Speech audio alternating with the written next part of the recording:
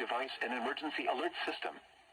During potentially dangerous weather situations and civil emergencies, specially equipped receivers are automatically activated to warn of the impending danger.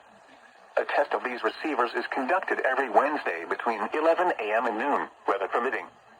In the event of the test being canceled, it will then be rescheduled for the next day between 11 a.m. and noon. This is NOAA Weather Radio Station WXK62 operating 24 hours a day on the frequency of 162.40 megahertz, with transmitting facilities in Humphreys County. This broadcast originates from the National Weather Service office located near Nashville. This service is provided in part by the Metropolitan Nashville Office of Emergency Management. Repeating, this has been a test of the NOAA Weather Radio Warning Alarm device.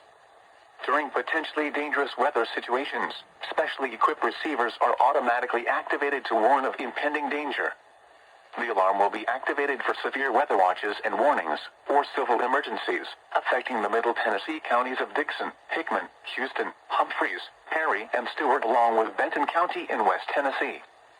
This concludes the test of the NOAA Weather Radio Warning Alarm device and emergency alert system. We now return you to regular programming.